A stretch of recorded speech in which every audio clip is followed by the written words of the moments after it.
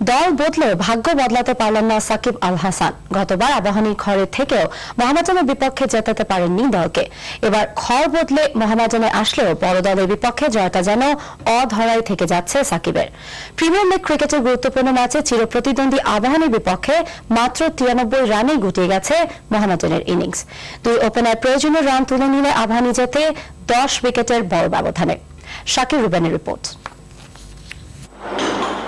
আবহাওয়া ঠান্ডা থাকলেও আবাহনী মোহামেডানের ম্যাচের উত্তাপ ঠিকই ছড়ালো মিরপুর শেরেবাংলা স্টেডিয়ামে।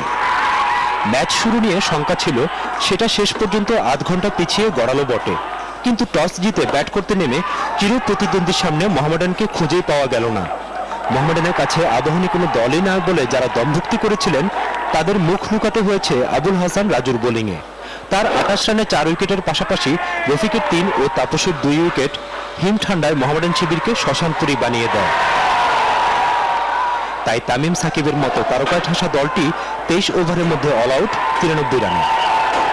94 রান তুলতে আবাহনী খেলল 17 ওভার। দুই ওপেনার ইমরুল ও আনামুল তাদের 12 বাউন্ডারিতে মোহামেডানের ব্যাটসম্যানদের জন্য শিখিয়ে দিলেন এই উইকেটে কিভাবে রান করতে হয়। ইমরুলের অপরাজিত 38 ও আনামুলের 54 রানের ইনিংসে চির প্রতিদ্বন্দ্বীর বিপক্ষে সহজ জয় পেয়ে পয়েন্ট টেবিলের শীর্ষেই থাকলো আবাহনী। 1986 সালে মোহামেডানের বিপক্ষে 10 উইকেটে হারের দুঃস্বপ্নটা 24 বছর পর ফিরিয়ে দিয়েছেন এ দুজন। গতবার আবাহনীর ক্যাপ্টেন ছিলাম, এবার মোহামেডানের ক্যাপ্টেন। মিল আছে একটা, 2 দিনে হারছি আমি। সুপার লিগে যদি আমরা খুব ভালো ক্রিকেট খেলতে পারি এখনো চ্যাম্পিয়ন হওয়ার সম্ভাবনা অবশ্যই আছে। নিজ দলের জয়ে খুশি আবাহনীর কোচ মাহমুদ।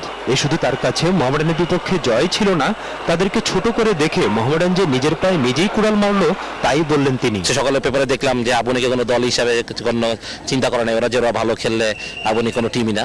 তো যাই হোক, আমার মনে হয় যে এই যে হিরোইজমটা বা বেশি অতিরিক্ত আত্মবিশ্বাসটা আমার মনে করি আবাহনী মোহামেডানের পতনের কারণ।